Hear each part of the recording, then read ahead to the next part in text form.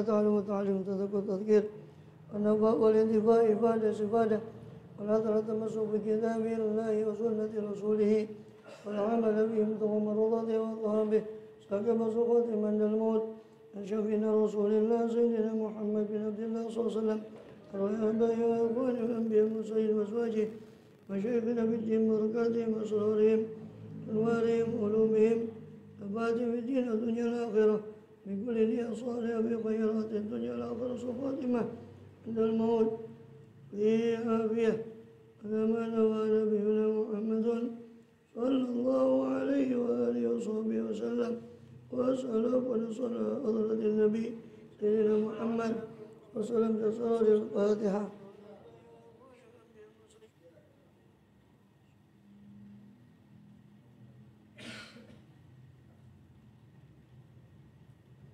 بسم الله الرحمن الرحيم.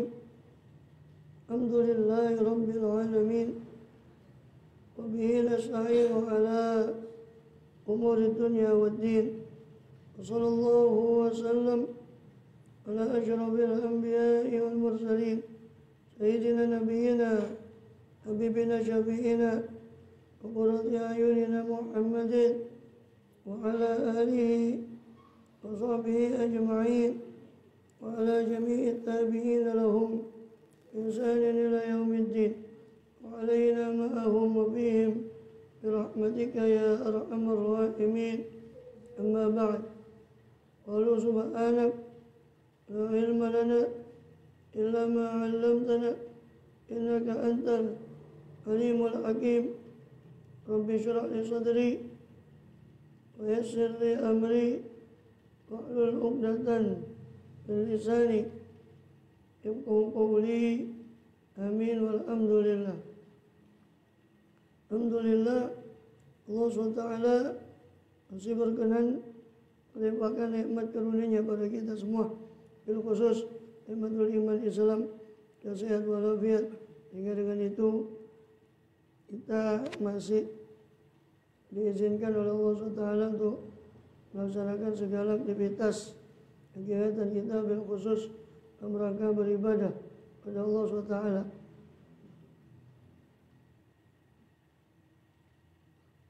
Kemudian kita masih lanjut di pembahasan Ihya Ulumuddin. Terakhir masih pada kitab Tahdzibun Nafas, Riyadhatun Nafas, Tahdzibul Akhlaq, tentang riyadhah, tentang melatih jiwa dan mendidik akhlak. Yang mana terakhir kita sudah menyelesaikan pasal tentang tanda hati itu sakit dan tanda kembalinya kepada sehat. Sekarang kita pasal berikutnya, itu bayanut tariqil ladzi bihi ya'riful insanu uyuba nafsih. Penjelasan tariq, jalan atau cara, alladzi bihi yang mana dengan cara itu ya'riful insan mengetahui siapa manusia akan uyuba nafsih, akan aib dirinya. Bagaimana cara manusia itu mengetahui aib dirinya?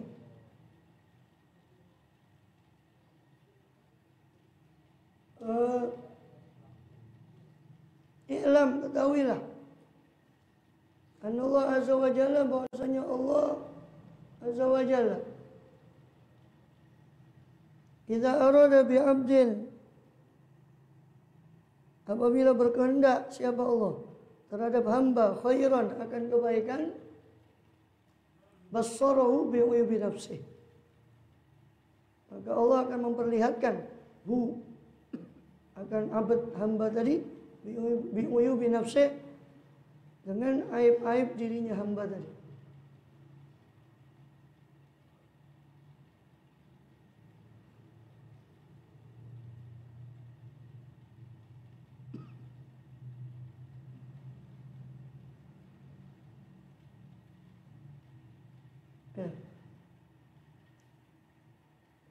Faman kanat basiratuhu nafidah,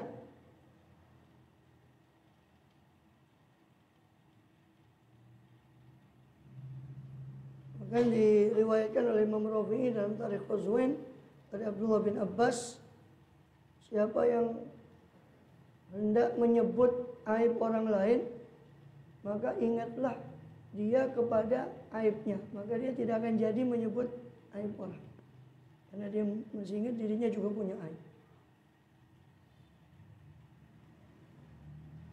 Faman kanat basiratu nafidatan, apabila ada basiratu, mata batinnya hamba tadi itu nafidat, tembus. Ini bukan mata batin tembus, ini bukan sakti ya, bukan. Maksudnya mata batinnya itu peka terhadap aib hatinya, itu bukan sakti-saktian, bukan. Apabila mata batinnya itu nafidat, tembus, lam takfa alaihi uyubuh, maka tidak akan tersembunyi atas dia apa aib-aibnya dirinya. Ya kan? Kalau mata batin seorang itu cemerlang, dia tidak akan, insya Allah tidak akan tersembunyi aib dirinya. Berarti makna kebalikannya, kalau orang itu bebel terhadap aibnya sendiri, berarti mata batinnya kotor atau tidak tembus. Itu naudzubillah, picek atau terganggu mata batinnya, sehingga aibnya sendiri saja dia tidak tahu. Fa idza arafa al-uyuba, apabila mengetahui siapa abad akan aib-aib tadi, amkanahul ilaju, memungkinkan kepada abad apa al-ilaju, pengobatan. Kalau sudah kenal aibnya baru dia mau mengobati. Kalau tidak kenal, nggak rumongso punya penyakit, masa mau tiba-tiba datang ke puskesmas dia tidak sakit atau tidak merasa dirinya sakit, bagaimana mau berobat? Kalau sudah kenal, baru dia akan berobat. Sudah kita bahas kan di pasal kemarin, kenal saja kadang malas berobat karena pahitnya obatnya. Itu obatnya menarik hubudunnya, itu seperti menariknya nyawa. Walakin aktsarul khalqi jahilun bi anfusihim. Itu kan kalau itu tadi kan kalau seandainya dia ngerti aib dirinya, dia akan berobat. Walakin akan tetapi kebanyakan makhluk jahilun bi anfusihim, dia jahil terhadap aib dirinya sendiri. Dan ngerti terhadap aibnya sendiri. Ya ra'adumul qadha fi aini akhi, melihat seorang dari mereka qadha, kotoran di mata saudaranya, wala yarul jid'a fi aini nafsi, tapi dia tidak melihat kayu yang ada di depan di matanya sendiri. Atau kalau menurut peribahasa kita, kuman seberang lautan tampak, gajah di pelupuk mata tak tampak. Itu kata peribahasa kita. Kuman di seberang lautan tampak, gajah di pelupuk mata tak tampak. Itu kata peribahasa kita. Kalau corone wong Arab itu, ya ra'aduhumul qadha fi aini akhi wa la yarul jid'a fi aini nafsi. Wa man arada ayaqifa ala aibi nafsi, maka siapa yang kepingin untuk yaqifa, untuk berdiri atau mengetahui ala aibi nafsi, atas aib dirinya, falahu arba'u turukin, maka bagi dia, bagi man itu 4 cara. Moko iku kaduwe man utawi papat piro-piro coro, piro-piro dalan.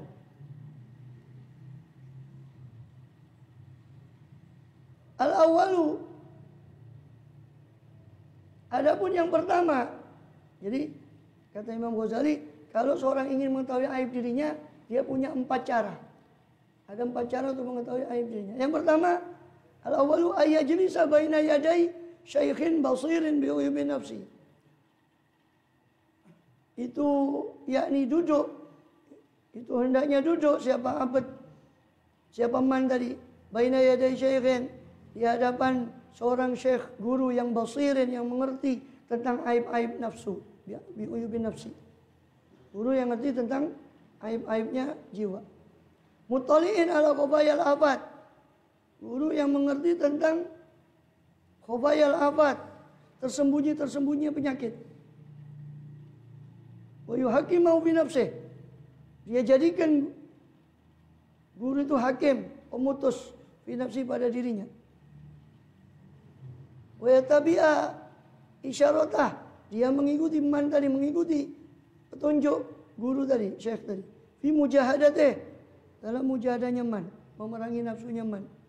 Wa hadza sya'nul muridi ma'a syaikh, ini adalah urusan murid bersama syekhnya. Wa tilmidhi ma'a ustadzih, dan tilmidh bersama gurunya. Fa yu'arifu ustadzu wa syaikhu, maka mengenalkan kepada man, siapa ustadzu, gurunya itu tadi, gurunya man, wa syaikhu, syekhnya man, uyuba nafsi, akan aib-aibnya man.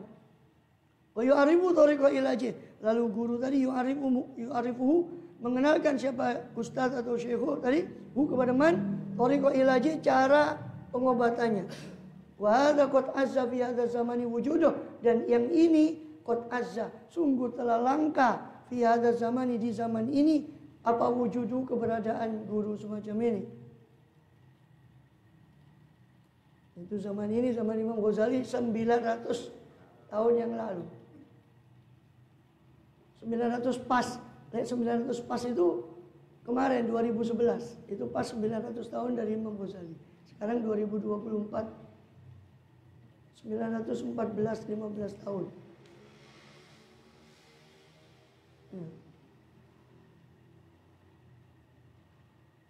Kemudian atau 450 tahun Imam Ghazali. Tahun 450 lahirnya. Wafat 505. Ngarang Ihya ini kurang lebih tahun 480-an. 70. 490 anggap. Anggap 500.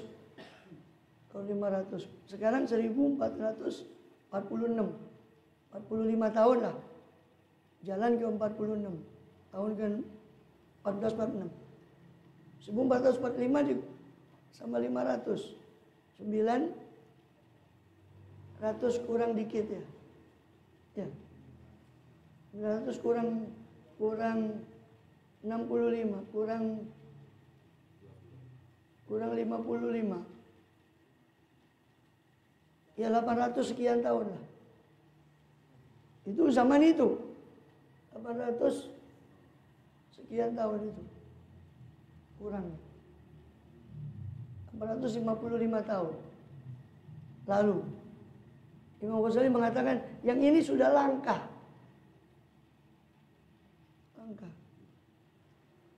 Yang cara pertama ini sudah langka.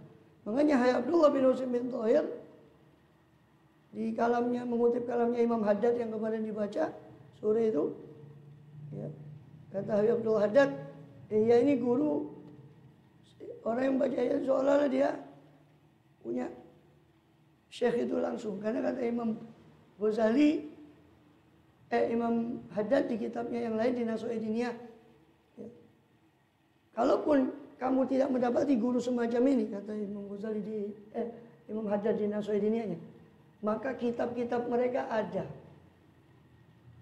Maka duduk di majelis yang dibacakan kitab mereka, kata Imam Haddad, seolah duduk bersama mereka.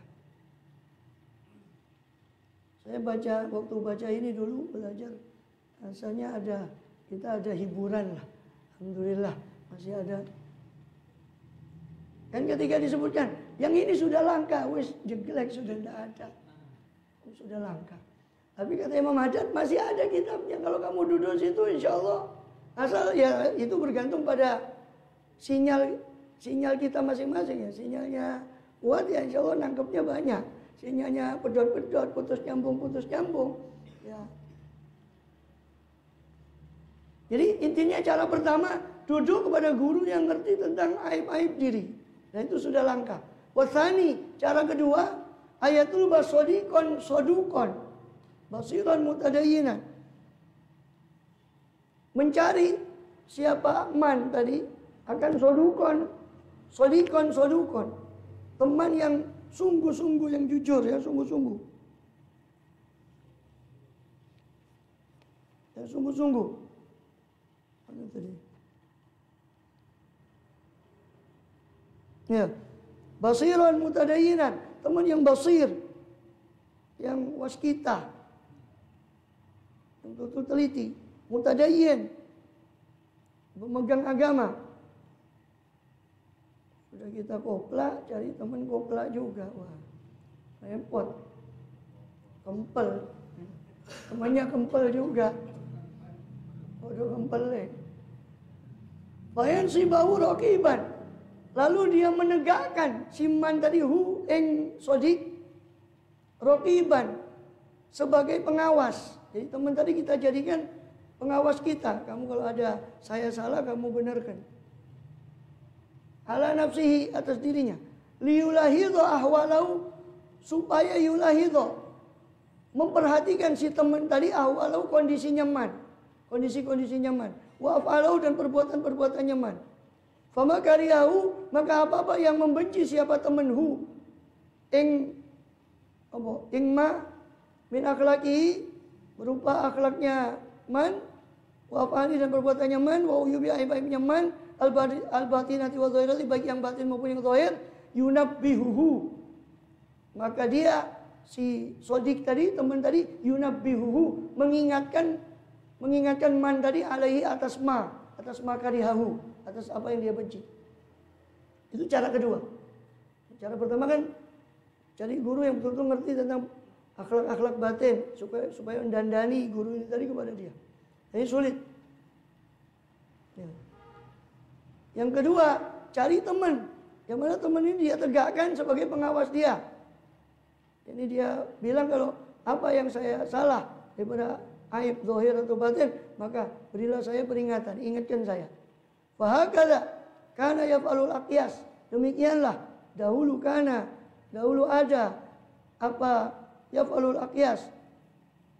Jadi asani tadi, cara seperti kedua tadi, yaf'alul aqyas, melakukan para aqyas, orang yang cerdas, wal akabiru. Cerdas ini cerdas secara tasawuf ya, cerdas hati dan akalnya. Wal akabiru, dan orang yang besar, min aimatiddin, dari para imam-imam agama. Jadi dulu orang-orang besar dulu melakukan cara ini. Dia jadikan temannya itu sebagai pengawas dia. Sekarang ditegur, ya Cido gegeran. Karena Umar, ada siapa Sayyidina Umar radhiyallahu anhu, yaqulu berkata, rahimallahu imra'an, semoga Allah merahmati imra'an, seseorang, kepada seseorang yang ahda, yang menghadiahkan siapa imra'an, ilayya kepada saya, uyubi, akan aib-aib saya.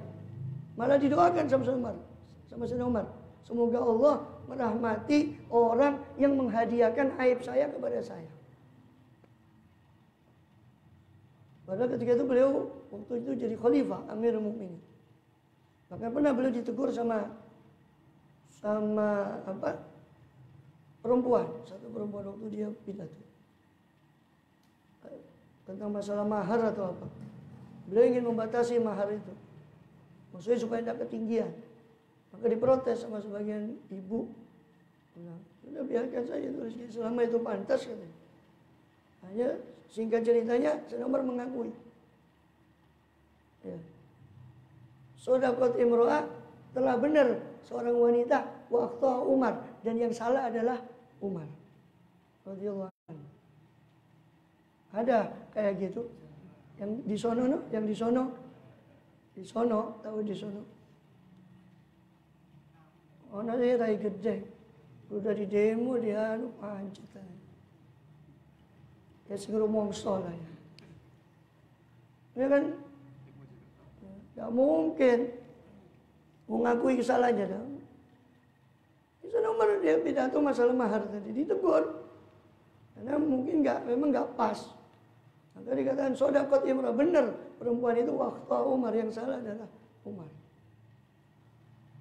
Makanya ya selalu Salman an-Uyubi, dan adalah Salman itu adalah Umar bin Khattab. Ya selalu bertanya siapa Umar bin Khattab ke Salman, kepada Salman radhiyallahu anhu, Salman Farisi, an-Uyubi, tentang aib-aibnya si Umar. Lamma qadima alaih, ketika datang siapa Salman alaih kepada Umar bin Khattab radhiyallahu anhum ajmain. Wa qala lahu, dan berkata Umar bin Khattab lahu kepada Salman radhiyallahu anhu, Maladzi balaghoka anni, apa yang sampai kepadamu wahai Salman, anni dari saya. Alladzi balaghoka yang sampai siapa? Apa alladzi ka kepadamu anni dari saya, mimma takrahuhu, dari apa yang kau tidak suka. Dari apa-apa yang kau tidak suka. Iku opo utawi alladzi barang kang balaghoka sampai kepadamu opo alladzi ani dari saya, mimma takrahu, dari apa-apa yang kamu benci. Sedang bertanya pada Salman, apa yang sampai kepadamu dari kabar tentang saya, sesuatu tentang saya yang menurutmu kamu tidak suka. Fastaghfar, maka dia meminta maaf, meminta keleluasaan untuk tidak menjawab, sungkan mau jawab. Fa'alaha, maka terus menerus mengejar, nyerang alaha, meminta terus menerus. Siapa Umar alaih kepada Salman, didesak, mendesak siapa Umar alaih. Alaha itu minta terus menerus, seperti anak kecil lagi minta sangu sama ibunya atau minta sesuatu terus minta, itu alaha, meminta terus menerus. Faqala balaghani annaka jama'ta baina idamain al-maidah. Hanya karena didesak, berkata Salman Al-Farisi, telah sampai kepada saya, apa annaka, apa sesungguhnya engkau wahai Umar, jama'ta baina idamain, kau mengumpulkan dua lauk, ala maidatin, atas satu hidangan, satu meja makan. Kau waktu makan mengumpulkan dua lauk. Kita berapa lauk? Kau mengumpulkan dua lauk waktu makan. Wa anna laka hullatain, dan kau punya dua pakaian, hullatan bin nahar, hullatan bil lail, pakaian khusus yang satu kau pakai di siang hari, satu pakaian di malam hari. Cuma itu. Ada dua lauk, dua pakaian. La ilaha illallah. Itu sudah tidak suka. Qala wa hal balaghoka ghairu hadza. Umar tidak marah, bahkan mengatakan lagi, apakah sampai kepadamu selain ini, berita selain ini tentang saya? Qala la, tidak. Qala amma hadani faqad kafaitahuma. Adapun dua ini, dua perkara itu tadi, faqad kafaitahuma, maka sungguh kau telah mencukupi dari kedua perkara itu. Dan nasihat-nasihatmu sudah cukup tentang itu.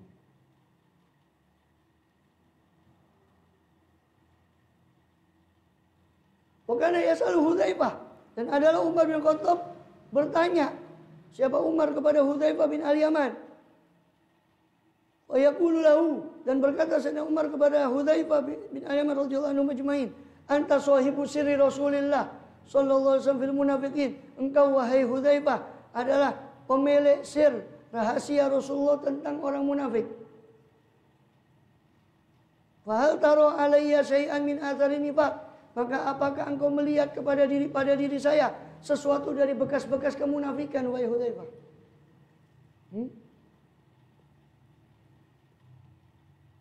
Riwayat Ahmad dalam musnadnya. Karena Hudzaifah itu terkenal karena beliau tanya tentang keburukan. Kata Hudzaifah, orang tanya sama Rasul tentang kebaikan, saya, kata Hudzaifah, justru tanya kepada Rasulullah tentang keburukan, khawatir kalau saya jatuh kepada keburukan itu.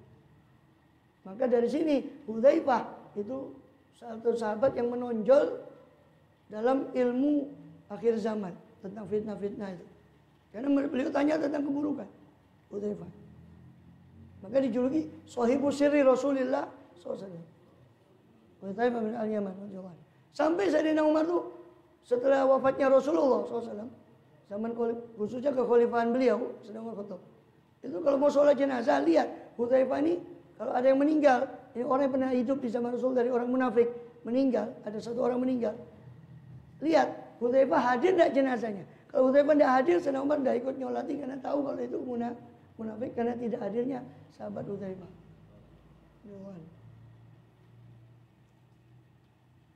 Bahwa ala jalalati qadri, maka beliau Sayyidina Umar atas agungnya kedudukan Sayyidina Umar, wa uluwi mansibih, dan atas tingginya kedudukannya Sayyidina Umar, hakada, demikianlah Iku koyong ini, koyong hakada, kayak seperti itu Sayyidina Umar. Kanat, begitulah. Kanat tuhmatuhu, ada apa? Kecurigaan Sayyidina Umar li nafsihi, kepada nafsunya. Radhiyallahu anhu. Sampai dia tanya kepada Hudzaifah, apakah ada Pak, kau lihat pada diri saya bekas-bekas tanda kemunafikan. Faqulu man kana awfaru aklan. Maka setiap orang yang ada siapa man awfaru aklan, lebih penuh akalnya, wa a'laman siban, makin tinggi kedudukannya, karena aqalla ijaban, maka orang itu makin sedikit takjubnya kepada dirinya. Orang makin tinggi akalnya, ya bukan akal-akalan ya, jangan, ini akal menurut para sufi. Orang yang cerdas menurut para sufi kan cerdas ininya tok, tapi cerdas spiritualnya, hati dan ini. Kalau cerdas ininya tok, itu yang korupsi itu cerdas-cerdas. Yang korupsi itu cerdas-cerdas. Maksudnya akal di sini kalbu dan pikirannya yang disinari dengan Quran, dan itu maksudnya akal. Kalau disebut akal menurut sufi, itu bukan akal-akalan atau cerdas-cerdasan secara zahir. Jadi kata beliau, setiap orang yang makin awfaru aklan, makin penuh akalnya, makin kebek, makin penuh akalnya, makin tinggi kedudukannya, makin sedikit takjubnya kepada diri sendiri, kepada dirinya. Wa a'dhamati amali nafsih, dan makin besar kecurigaannya kepada nafsunya, kepada nafsunya sendiri. Jadi orang yang dahanu itu akalnya kurang bek. Karena awfaru itu kan penuh, wafir itu penuh, wafirun itu penuh. Awfaru aklan berarti paling penuhnya akal. Tadi lagi itu akalnya kurang. Ila anna hadza aidan qad azza. Loh, ini loh. Hanya saja ini pun sudah langka teman yang macam ini. Kebanyakan teman itu cuma bisa menyanjung kita. Apalagi ada gula, pasti ada semut. Itu kebanyakan zaman sekarang. Nah, ada teman yang macam ini kan saling menasehati. Yang ada, oh ente khoyir, Masya Allah. Apalagi kalau orang kaya, orang beruang. Ya, beruang, oh, Masya Allah khoyir. Khoyir. Nah, coba fakir, miskin, tak punya duit. Hatta benar salah.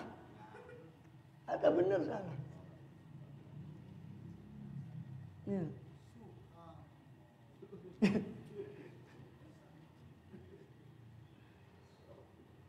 Sampai-sampai penyair, ada satu penyair mengatakan, inad danani rawad darohim makilahuma.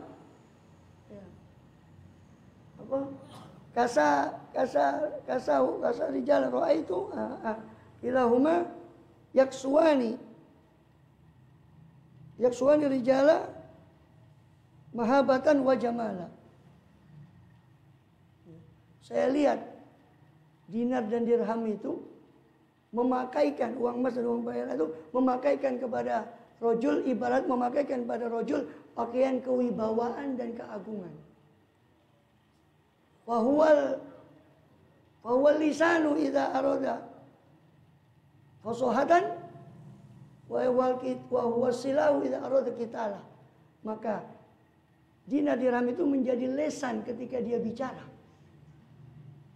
Kalamnya orang itu didengar. Untung bibsa dah ada. Ya rame. Bahwa lisanu idza arada fasohatan. Bahwa silah, maka dia adalah lisan. Dinar dirham itu lisan. Kalau kau ingin kefasihan, dinar dirham itu yang akan memberimu kefasihan. Fasih dalam arti apa? Fasih dalam arti didengar perkataannya, fasih. Wa huwa silahu, dan dinar dirham itu adalah senjata. Idza arada qitala, kalau orang tadi mau perang. Nah itu sudah musuhnya. Illa anna hadza aidan qad azza. Hanya saja teman macam ini zaman sekarang sudah langka. Teman yang menasihati tawasau bil haq, tawasau bis sabri. Tidak ada tawasau bil haq, tawasau bis sabri. Padahal itu orang yang begitu, itu bukan orang yang rugi, tapi orang yang enggak begitu berarti termasuk orang yang rugi kan gitu kata Allah. Innal insana lafi khusrin illa, dikecualikan yang tidak merugi itu orang yang menancapkan iman kuat-kuat dalam hatinya, ya, membuktikan imannya wa amilu soleh dengan amal soleh, menyempurnakan iman dan amal solehnya dengan saling berwasiat tawasobil haqqi atau sobri, dengan menyempurnakan iman dan amal solehnya dengan saling berwasiat dengan kebenaran dan saling berwasiat dengan kesabaran. Tapi tidak ada teman, kata Imam Ghazali, yang seperti itu pun sudah langka sekarang. Kon azza faqalla bil asdiqa mayaturkul mudahana, sedikit sekali pada teman orang yang meninggalkan mudahana, orang yang meninggalkan menjilat. Sedikit sekali teman yang tidak menjilat. Ayukbiru bil aib, lalu sehingga dia bisa mengabari kita tentang aib kita. Tidak menjilat sehingga dia bisa mengabarkan kepada kita tentang aib kita. Wa yatruku aw yatrukul hasada, dan meninggalkan sifat iri daripada temannya. Wala yazidu ala qatil wajib, maka tidak ada la yazidu ala qatil wajib wala taqlub yasiqaka nasudin. Lalu ya, meninggalkan hasud sehingga tidak yazid, tidak berlebihan atas kadar yang wajib. Kadang sekalinya mengkritik dibumbui dengan iri, sehingga bukan mengkritik yang membenarkan itu, tapi menjatuhkan orang itu. Maka tidak itu maksudnya la yazid ala qadril wajib. Dia tidak dibumbui dengan sifat iri sehingga tidak berlebih dari kadar yang harus dia sampaikan. Fala taqlu bi asdiqaika an hasudin, maka tidak sepi dalam teman-temanmu dari orang yang iri. Pasti katanya orang Arab, kullu dzi nikmatin mahsud, setiap orang yang punya nikmat itu pasti ada yang iri. Sifat sampai nanti kalau antum nanti baca di kitab khusus tentang hasud nanti di Ihya itu dikatakan sifat iri itu sebetulnya selama dia sekedar keinginan untuk seperti orang, ada kerentek namanya lihat orang gini, ada kerentek gini. Itu sampai dikatakan oleh Imam Ghazali itu wajar, manusiawi. Selama tidak ditanggapi. Tapi kalau sudah ditanggapi, nah itu yang bahaya. Itu manusiawi. Orang kepingin kayak orang lihat kebun tetangga lebih hijau dari kebun sendiri. Itu wajar. Ya, manusiawi. Cuma jangan dibawa terus. Kalau dibawa terus ini jadi jatuh iri tadi. Jadi kerentek-kerentek seperti itu keluar, itu kadang sampai nanti akan kita dapat itu keterangan seperti itu di masalah kitab khusus masalah hasud. Kemudian au sahibi gharadin yara ma laysa bi aibin aiban. Au sahibi gharadin itu maktuf ke an hasudin ya. Jadi tidak sepi kamu wala takhlu, maka kamu tidak sepi fi asdiqaika, tidak sepi dalam teman-temanmu dari orang yang iri atau orang yang sahibu gharadin. Orang yang memiliki tujuan. Yaro yang mana dia memandang si sahibu gharadin malaysa bi aibin, sesuatu yang bukan aib, aiban, dianggap sebagai aib. Ya kan? Sekalinya kritik, dia menumpang kesempatan dalam kesempitan, mumpung ada kesalahan, dia habiskan temannya itu. Awan mudahinin yukfa'an kabadu yubek, atau tidak sepi dari mudahin, dari penjilat, yukfi, yang menyembunyikan darimu ba'du yubek, sebagian aibmu. Sudah kadang kita khoyir sama dia, mau ngeritik kita sungkan. Ya apa saya? Oh khoyir, Masya Allah. Nggak ada sudah. Itu kata Imam benar katanya Imam Ghazali. Tidak sepi teman orang sekelilingmu itu dari tiga itu. Orang yang iri atau punya tujuan sehingga sekalinya mengkritik ada tujuannya mengkritik itu sehingga lebih dari yang seharusnya. Yang bukan aib dianggap aib. Atau sebaliknya orang penjilat, kita banyak aibnya karena kita baik sama dia, dia nggak mau ngasih tahu aib kita karena sungkan. Iya, terus terang saja. Itu dah hasol mana ini? Ini tak kritik, dah hasol. Tidak dapat. Oleh dari karena Daud At-Ta'i. Oleh karena itu Daud At-Ta'i qadi tazalan nas. Daud At-Ta'i itu Nyingkir dari manusia, etazalanas, menjauhi manusia. Bagi Allah dikatakan, lima la tuqalitan nas. Dikatakan, kenapa kamu tidak bergaul sama manusia? Qala, wa madza asna'u bi aqwamin yukuna ani uyubi. Ketika ditanya, kenapa kamu tidak bergaul dengan manusia? Dijawab sama Daud At-Tai, seorang sufi terkenal radhiyallahu anhu. Faqala, berkata Daud, wa madza asna'u bi aqwamin yukuna ani uyubi. Apa yang saya boleh perbuat terhadap kaum-kaum yang mereka menyembunyikan aib saya. Mereka tidak jujur, tidak memberitahukan kepada saya aib saya. Buat apa saya gaul sama mereka? Nggak ada manfaatnya. Ini kebalikannya orang dulu. Tapi memang zaman sudah berubah. Dulu yang mengkritik itu ikhlas, yang menerima ikhlas.